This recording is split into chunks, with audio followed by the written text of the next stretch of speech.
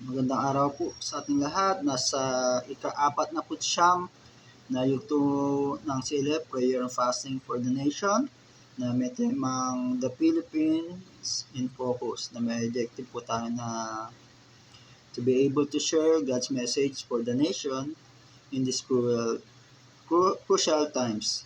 This message is of utmost importance that every Filipino needs to hear, to steer the listeners to take heed and obey God's message for the nation.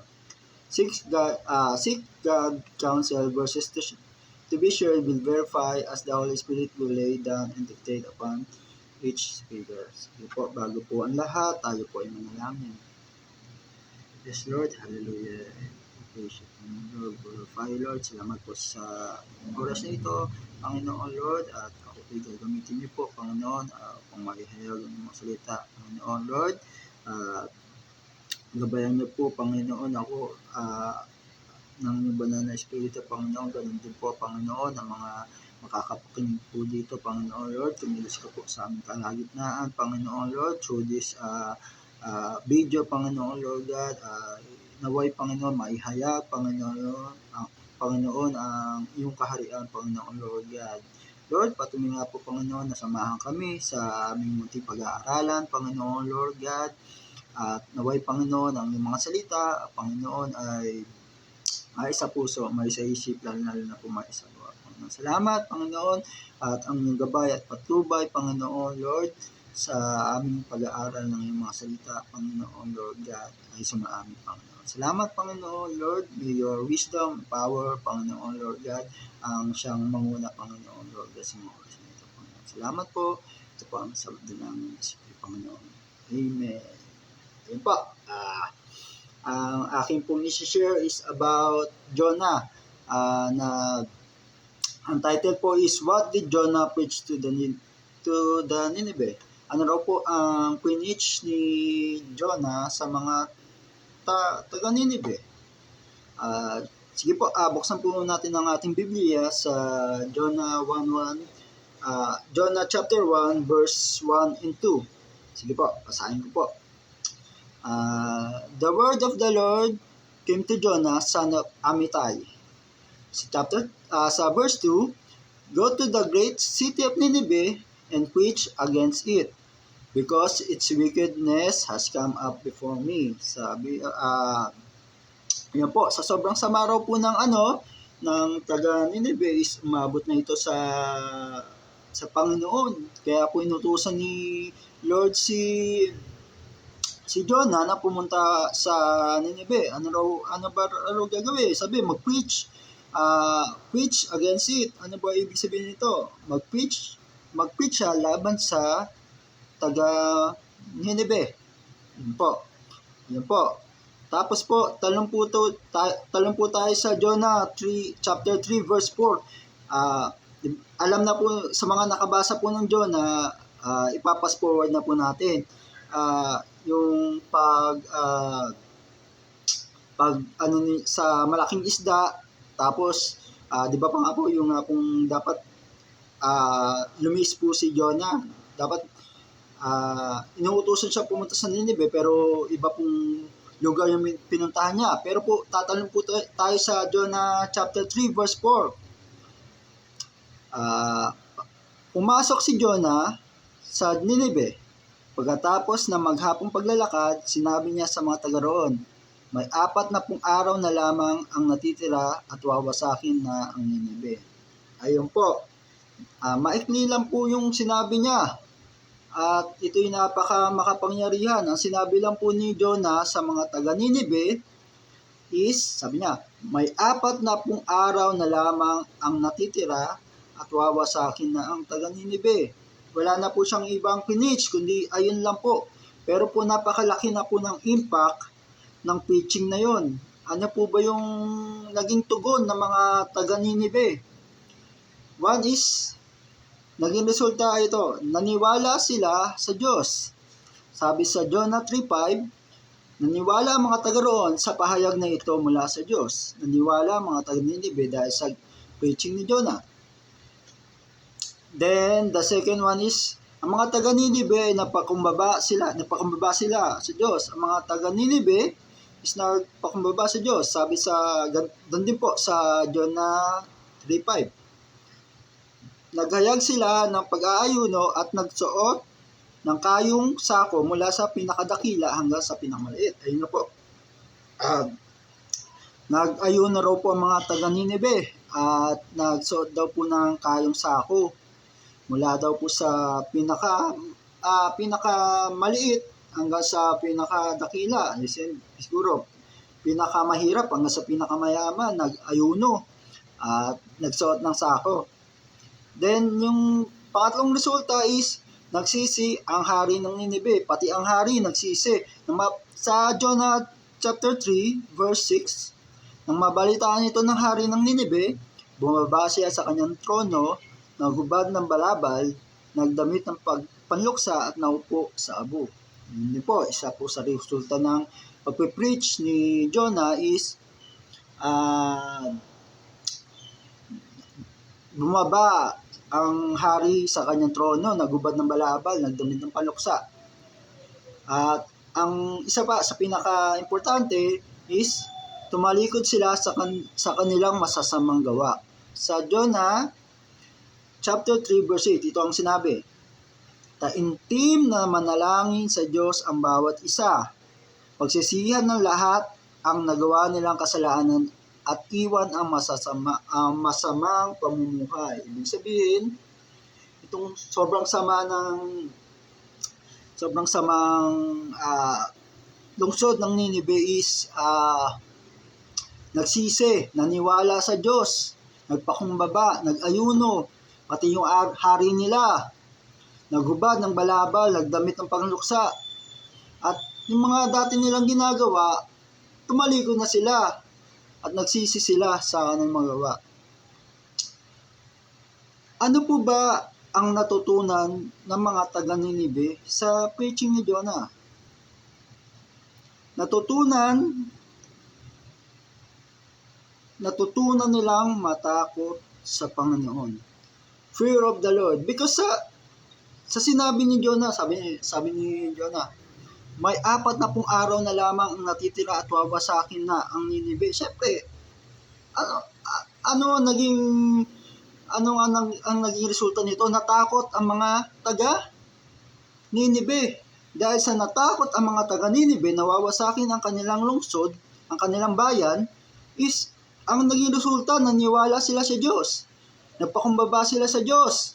Bumalik sila sa Diyos. Nagsisi ang hari at tumalikod sila sa masasamang gawi. Isipin po natin, iksi lang po ng sinabi ni Jonah, napaka-iksi lang po ng preaching ni Jonah, pero napaka makapangyarihan. Amen po ba doon? Na, sabi nga po, fear of the Lord is the beginning of wisdom. Na dapat din nating matutunan ng bansang Pilipino, lalong-lalo na ang mga taga-government natin. Diba po? Kaya naniniwala ako kaya nagagawa nila ang magnakaw, ang magkurap sa bansang Pilipinas is because hindi sila natatakot sa Panginoon. Walang pagkatakot sa kanila. Kaya hindi lumalago ang bansang Pilipinas. Because wala silang pagkatakot sa ating Diyos. Na dapat matutunan ng bansang Pilipinas, lalong-lalo na sa ating gobyerno. Isipin po natin, parang lugar ng Ninibe, napakasama. Isipin niyo po, hindi lang po bilyon po ang ninanakaw ng mga sa ating government. Pag nga po makakapanood ka, talaga pong malulunod ka eh. Napakalaking pera. Kung isipin mo, magkaroon ka lang ng 10 million, okay ka na eh. Pero sila, grabe. Bilyon ang kanilang mga ninanakaw. Sobrang laki, nakakalula. Di ba po? Bakit po nila nagagawa ito? Kung tatanungin mo sila, bawat isa naniniwala ba sila? Siguro tatanungin mo bawat senado, bawat kongreso, Yes, naniniwala sila sa Diyos. Pero wala silang pagkatakot sa Panginoon. Amen po ba? Na dapat nating ituro sa kanila ang pagkatakot sa Diyos. Dapat i-preach din natin sa kanila. Yes, nagtuturo tayo ng pagmamahal ng Diyos sa tao. O pagsunod natin sa Diyos. Pero dapat din nagtuturo rin tayo ng fear of the Lord. Katulad ng preaching ni Jonah. 'Di ba? Napakaikli lang naman pero napakapangyarihan. May 40 araw na lamang natitira at wawasakin ng Ninive. Ininstill lang ni Jonah ang pagkatakot sa Diyos na wala sa ating gobyerno. Kailangan natin ituro, kailangan natin i-preach, kailangan din natin i-preach ang fear of the Lord. Yes, kailangan natin ituro ang pag-ibig ng Diyos, ang pagsunod sa Diyos. Pero wag po nating kalimutan ang ituro ang pagkatakot sa Diyos. Kasi kung isipin mo, may Diyos pa ba sa mga taong ito, sa gobyerno natin?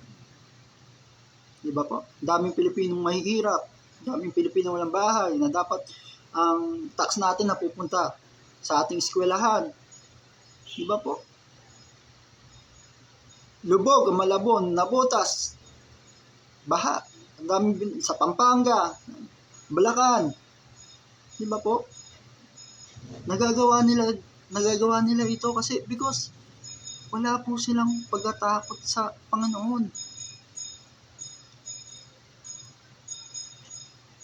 Naniniwala po ako na may pag-asa pa po ang bansa Pilipinas. Sabi nga ni Jose Rizal, kabataan ang pag-asa ng bayan. Pero naniniwala po ako ang kabataang Kristiyano ang pag-asa ng bayan. Kailangan nating turuan sila. Kung tinuturo natin ang pag-ibig ng Diyos, ang pagsunod sa Panginoon, ituro natin sa kanila ang pagkatakot sa Panginoon. Malay po natin, ang hinahawakan natin sa D5 natin is sa future mayor, future congressman, senador. Hindi po natin alam. Tapos tinuruan natin sila ng fear of the Lord. Kung natutunan nila yon, hindi sila magnanakaw sa ating gobyerno. Diba po? Hindi lang ang pag-ibig ng Diyos, pagsunod ng Diyos sa Diyos ang dapat natin ituturo. Kailangan din natin ituro sa kanila ang fear of the Lord. Sabi dito sa Matthew 10:28, huwag niyong katakutan ang pumapatay ng katawan, ngunit hindi naman nakakapatay ng kaluluwa. Sa halip, ang katakutan niyo ay ang Diyos na may kakayahang pumuksa ng katawan at kaluluwa sa impyerno. Sinasabi na, katakutan po ito ang Diyos kasi kaya niyang patakayin ang kaluluwa at ang pisikal. Kailangan din natin sabihin sa kanila yan. Kailangan natin ipaalam sa kanila yan. Na totoo ang impyerno. Na ang buhay natin dito kayang bawiin ng Panginoon. Upang magkaroon ng takot. Kasi sabi nga, di ba? The fear of the Lord is beginning of wisdom. Kaya walang wisdom sa ating gobyerno, walang talino sa ating gobyerno, kaya hindi umuunlad ang bansang Pilipinas. It's because there's no fear. Sabi ko nga, alam ko, naniniwala sila sa Diyos. Meron nga isang senador, pero nagagawa nila yan because they do not fear the Lord. Sa lahat ng mga hinahawakan natin D5, D1, kung ano man, we must teach them to fear the Lord. Katakutan. Sabi nga, diba? Paliwanag natin sa kanila yan. Kailangan nilang maintindihan na ang Diyos is, yes, pag-ibig ang Diyos, pero kaya rin niyang pumatay ng pisikal. At at ng kaluluwa.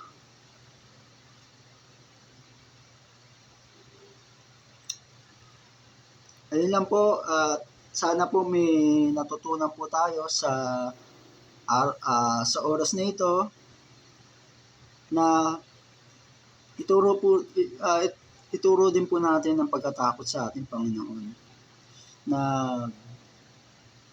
baka sa munting teaching na ito, po, mabago po natin yung pananaw ng mga Pilipino. Ayun lang po, salamat po, at tayo po ay manalangin. Yes, Lord, hallelujah, we praise you, Panginoon, Lord, glorify you, Lord. Salamat po sa